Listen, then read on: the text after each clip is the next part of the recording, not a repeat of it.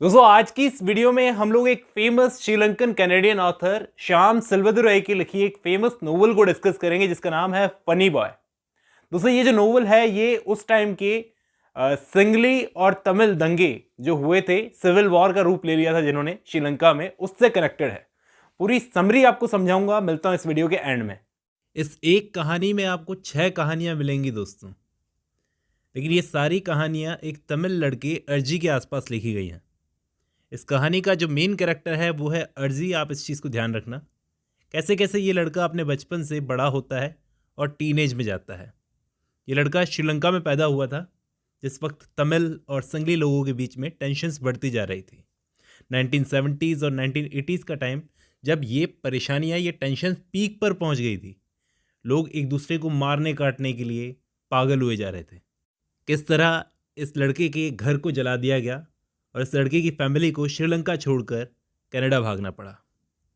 देखो, ये लड़का होमोसेक्सुअल है बचपन से, ठीक है, और इसे श्रीलंका छोड़ने से पहले दो चीज़ों का पता चला। एक तो ये कि ये होमोसेक्सुअल है, दूसरी चीज़ ये कि ये तमिल और संगली लोगों के बीच में जो टेंशन्स बढ़ती जा रही है नॉर्मल नहीं है, सिविल वॉर वाली सिचुएशन पैदा होती जा रही है। तो हम लोग कहानी शुरू करते हैं। कहानी का जो पहला पार्ट है वो है पिग्स कांट फ्लाई। सूअर जो हैं वो उड़ नहीं सकते। ये टाइटल क्या है और क्यों है हमें समझ में आ जाएगा जब हम कहानी शुरू करेंगे।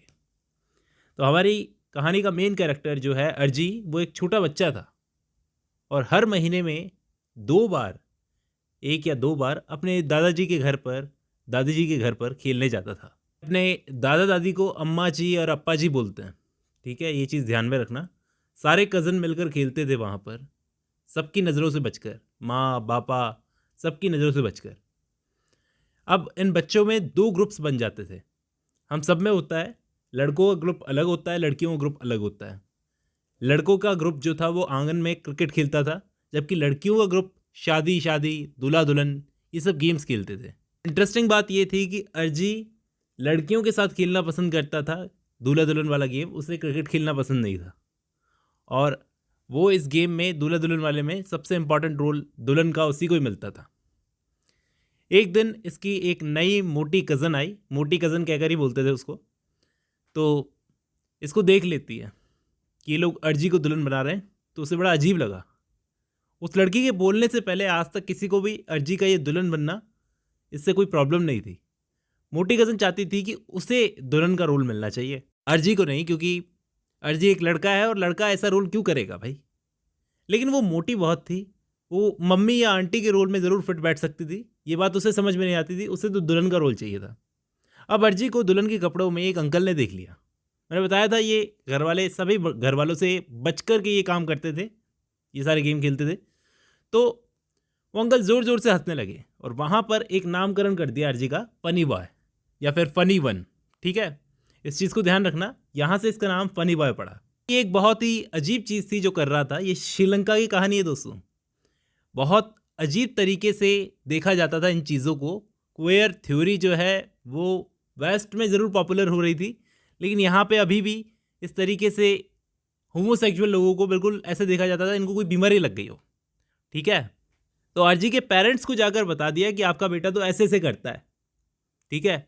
जब उसके पेरेंट्स को ये वाक़या पता चला तो अम्मा और अप्पा ने, यानी उसके पेरेंट्स ने कहा कि तुम आज के बाद लड़कों के साथ में क्रिकेट खेलोगे, लड़कियों के साथ में नहीं खेलोगे, दुल्हन नहीं बनोगे। माँ बाप की बात सुनकर एक बार को वो क्रिकेट खेलने भी लगा, लेकिन जानबूझकर इसने क्रिकेट खेलने वाले बच्चों से झगड़ा कर लिया और उन लड़कों ने इसको भगा दिया कि जा तू दुल्हन ही बन, तू उसी के लायक है।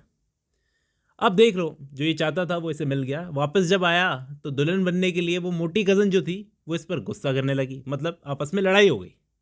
वो मोटी कज़न मैंने आपको बताया था पहले भी इससे चिढ़ती थी। सबके सामने उसने अर्जी को ह्यूमिलेट किया और फिर अम्माची आ गई। अम्माची मतलब इसकी ग्रैंड मदर आ गई। अब इस कैरेक्टर के बारे में आपको क्या बताऊं, ये अम्माची जो थी ये बहुत ही क्रूअल और रेसिस्ट टाइप की औरत थी। मामला शांत करवाने के लिए इसने अर्जी को ही ब्लेम करना शुरू कर दिया कि क्यों रे, तू लड़कियों के साथ क्यों खेलता है और झगड़ा भी करता है अपनी बहनों के साथ में। तो यहाँ पर ये जाकर अपनी माँ से पूछता है इस कहानी के एंड में कि ये लोग मेरे साथ में ऐसा क्यों कर रहे हैं। तो यहाँ पर उसकी माँ रिस्पॉन्ड करती है दोस्तों, गौर से सुनना। वो बोलती हैं, because the sky is so high pigs can't fly, that's why. Sky is so high pigs can't fly, that's why. तो ये तो थी फर्स्ट स्टोरी खुद अर्जी की। तो थोड़ा टाइम गुजरा, अब फैमिली में एक नए कैरेक्टर की एंट्री होती है। नया तो नहीं है, वैसे पुराना कैरेक्टर ही है, बाहर रहकर आया राधा आंटी, जो 4 साल अमेरिका रहकर आई थी इंडिया में। इस वक्त अर्जी की उम्र 7 साल है। राधा आंटी का श्रीलंका में ही जन्म हुआ था, श्रीलंका में ही पली बड़ी थी। 4 साल अमेरिका गई थी, अब वापस आई है। अब आंटी का प्लान है कि फैमिली फ्रेंड है एक राजन, जिससे ये बाहर मिले थी विदेश में, अब उसके साथ में शादी कर ले। और ये शादी की बात सुनकर अर्जी बहुत एक्साइटेड हो गया, क्योंकि आज तक उसने दूल्हा दुल्हन वाला गेम खेला ही था, अब लाइव देखेगा। अब इस राधा आंटी के लिए अर्जी के दिमाग में न जाने क्यों एक अलग सी इमेज थी, क्योंकि वो बहुत अलग थी। लेकिन फिर भी अर्जी और राधा की दोस्ती हो गई। मतलब अर्जी छोटा ही था, तो अर्जी को अपना मेकअप किट यूज़ करने के लिए वो दे देती, क्योंकि उसको समझ में आ गया था ये सब चीज़ें करना इसको पसंद है इसलिए। और अपने साथ में एक स्कूल प्रोडक्शन के नाटक में वो पार्ट लेने जा रही थी, मतलब वहाँ पर रिहर्सल करने जा रही थी, किंग एंड आई नाम के ड्रामा के लिए। उस ड्रामा का नाम था किंग एंड आई। उसमें ये इसको साथ में ले जाती है। अब वहाँ नाटक के दौरान राधा की मुलाकात होती है अनिल नाम के एक सिंगली लड़के से। आप ध्यान से सुनो, ये लोग तमिल हैं, ठीक है। एक अनिल नाम के सिंगली लड़के से मुलाकात होती है। वहीं परफॉर्मेंस रिहर्सल के दौरान जब वो रिहर्सल कर रहा था, वो लड़का राधा को थोड़ा थोड़ा इंटरेस्ट दिखाने लगा अपना। अब अम्माची को जब ये बात पता चली, अम्माची मतलब इनकी ग्रैंड मदर को घर में ये बात पता चली, तो वो गर्म हो जाती है, हल्ला करने लगती है। क्योंकि 1950s की बात है। अम्माची के पति को नहीं, फादर को सिंगलियों ने मार दिया था। बुरी तरह से ये नफरत करने लगी सिंगली लोगों से, क्योंकि दंगों में इसके फादर मरे थे अम्माची के, और अपने बच्चों को भी इन सिंगलियों से दूर रखना चाहती थी। इसलिए आज भी अम्माची तमिल टाइगर्स, जो वहाँ का सेपरेटिस्ट मिलिटेंट ऑर्गेनाइजेशन था, दोस्तों आपने ज़रूर सुना होगा इसके बारे में, तमिल टाइगर्स के बारे में, उनको सपोर्ट करती थी। अम्माजी ने साफ मना कर दिया राधा को कि उस लड़के अनिल से मिलना नहीं है। अर्जी जब अपने घर में ये सब ड्रामा देख रहा था, तो पहली बार समझने लगा था कि अच्छा, श्रीलंका में ये सब प्रॉब्लम चल रही है क्या। आज तक तो फोकस नहीं किया, बच्चा बड़ा हो रहा था भाई। अम्माची ने उस लड़के अनिल की फैमिली को धमकी भी दी कि लड़की से दूर रहना, वरना हस्ती की मस्ती मिटा दूंगी तुम लोगों की। लेकिन राधा को अम्माची का ये तरीका पसंद नहीं आया। वो खुद अर्जी के साथ अनिल की फैमिली के पास में गई माफ़ी मांगने के लिए। लेकिन वो लोग भी नकचड़े थे। अनिल का बाप राधा से बोला, बुरी तरीके से बोला, कि हम भी अपने लौंडे की शादी किसी गैर सिंगली लड़की से नहीं करवाएंगे। इतनी दुश्मनी के बावजूद भी राधा और अनिल ने एक दूसरे से मिलना जारी रखा। अम्माची ने यह फैसला किया, अम्माची को जब पता चला कि ये लड़की नहीं मानेगी, तो राधा आंटी को उन्होंने कुछ महीने के लिए नॉर्थ जफाना में भेज दिया। लेकिन दूरियों से प्यार खत्म नहीं होता, ये उस बुढ़िया को कौन समझाए। राधा तो फैसला कर चुकी थी कि शादी करूंगी तो अनिल से, क्योंकि मुझे उसके सिंगली होने से कोई फर्क नहीं पड़ता। लेकिन जब वो वापस आ रही थी ना लास्ट डे, तो उस दिन एक भयानक हादसा हुआ दोस्तों। जिस ट्रेन में राधा आ रही थी, उस ट्रेन पर सिंगली लोगों ने हमला कर दिया। राधा को बहुत चोट लगी फेस पर, और उसके सारे भ्रम टूट गए। उसने फैसला किया कि अम्माची सही थी, शादी करनी है तो अपने तमिल लोगों में, तो जो राजन जिसके साथ में पहले शादी का फैसला हुआ था ना, उसी के साथ में शादी करने का फैसला किया, उसके साथ में एंगेजमेंट कर ली तुरंत ही। सगाई के साथ ही अर्जी का भी एक वहम टूट गया दोस्तों। वहम ये था कि अगर दो लोग चाहें तो सब कुछ पॉसिबल है। प्यार में सब कुछ पॉसिबल है, उनका प्यार कुछ भी करवा सकता है। लेकिन यहाँ पर रियलिटी सामने आ गई ना। तो अब तीसरी स्टोरी सामने आती है। तीसरी स्टोरी का टाइटल है see no evil hear no evil. बुरा ना देखो, बुरा ना सुनो।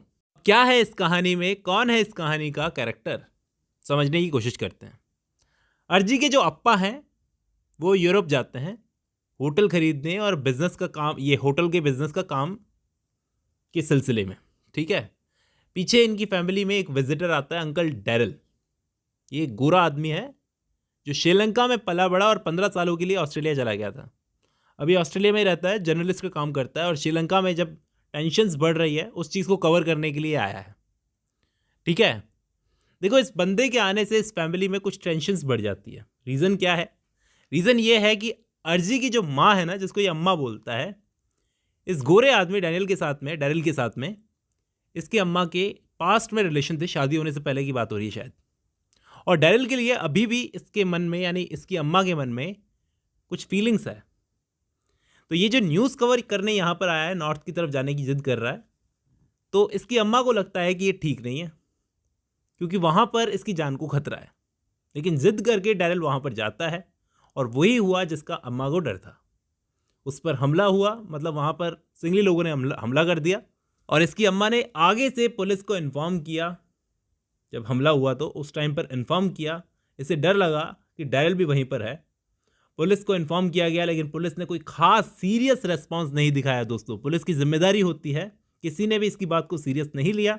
और फिर बाद में ये खबर आई कि इस हादसे में डैरिल की लाश समंदर के पास पाई गई, शायद बहती हुई आई होगी, और एक हादसा करार करके उस चीज़ को दबा दिया गया। ये समझ गई कि सिंगलियों ने उसे मारा है, लेकिन ये बेचारी करती तो क्या करती, ये खुद थी तमिल। ये इस मामले को कोर्ट तक ले जाना चाहती थी, लेकिन इनके एक फैमिली फ्रेंड थे, वकील अंकल थे, उन्होंने सलाह दिया कि कोई फ़ायदा नहीं है, सब कुछ उन लोगों के कंट्रोल में है। राइटर हमें इन कहानियों के ज़रिए श्रीलंका के बुरे हालातों को दिखाने की कोशिश कर रहे हैं कि उस वक्त तमिलों के साथ में कैसा बर्ताव किया गया। राइटर खुद एक तमिल हैं इसलिए। अब चौथी कहानी है जैगन नाम के एक लड़के की, जो इस फैमिली के साथ रहने के लिए आता है। ये लड़का अर्जी के फादर यानी अप्पा के दोस्त का बेटा है। अप्पा के होटल बिजनेस में हाथ बटाने के लिए आया है ये। देखो, यहाँ आने से पहले ये लड़का उस ऑर्गेनाइजेशन तमिल टाइगर्स के लिए काम करता था, मतलब थोड़े टाइम के लिए इस लड़के ने ज्वाइन कर रखा था। और ये हैं सीधे साधे से लोग। इस बंदे ने इस फैमिली में आते ही अर्जी के होमोसेक्सुअल इंटरेस्ट को पहचान लिया, इसलिए अर्जी को इस आदमी में थोड़ा सा इंटरेस्ट आने लगा। इंटरेस्ट वैसे वाला इंटरेस्ट नहीं, बल्कि ऐसा इंटरेस्ट था कि ये आदमी मुझे कुछ समझता है। अर्जी की अच्छी दोस्ती हो गई। लेकिन इस आदमी के यहाँ पर आने से इस फैमिली की प्रॉब्लम्स बढ़ जाती है। अप्पा को धमकी भरे फ़ोन आने लगे। वर्क प्लेस पर भी सिंगली लोगों ने अप्पा से दूरी बनाना शुरू कर दिया और इस लड़के पर हमले करते थे। लोकल लोग भी होटल के दरवाज़ों पर तमिल लोगों के लिए न जाने कौन कौन सी अनाप शनाप चीज़ें लिख देते थे। तो जब अप्पा को धमकी भरे फ़ोन आते थे तो ना चाहते हुए भी अप्पा ने उस लड़के को काम से निकाल दिया। काम से निकालना पड़ा भाई। वो लड़का बिना अलविदा कहे वहाँ से चला गया।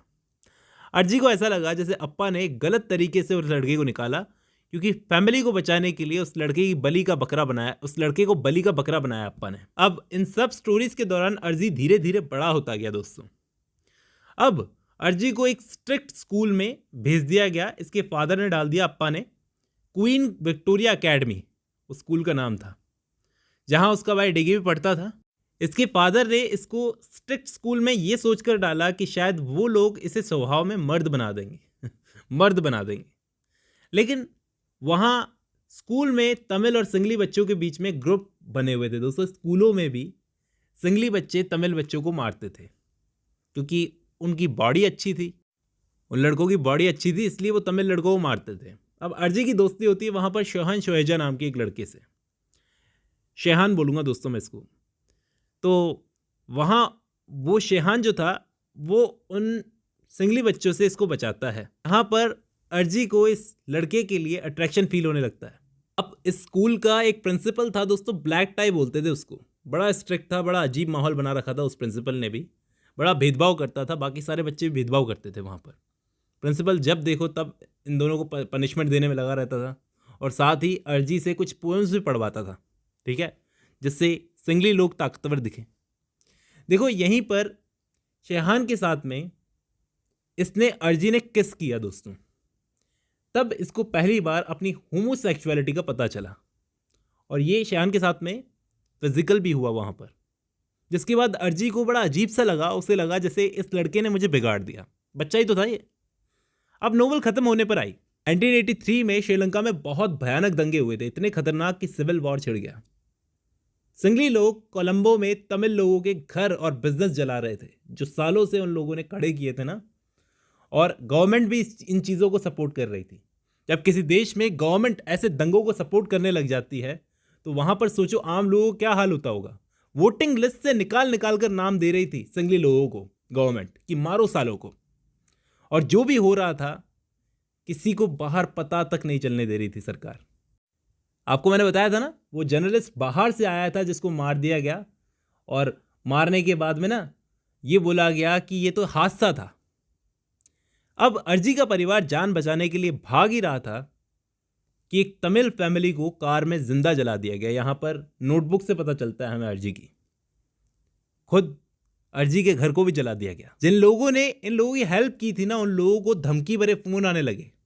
इस दौरान कर्फ्यू में वो शेहान जो था ना, सिंगली लड़का जो इसको मिला था वहाँ पर स्कूल में, वो अर्जी से मिलने आया और कहा कि चलो फिल्म देखने चलते हैं। अब ये लड़का सिंगली था, होमोसेक्सुअल था। अर्जी को ये चीज़ समझ में आ गई थी कि ये लड़का तो सेफ है लेकिन मैं सेफ नहीं हूँ। इन लोगों ने जितना जल्दी हो सके यहाँ से निकलना जरूरी समझा।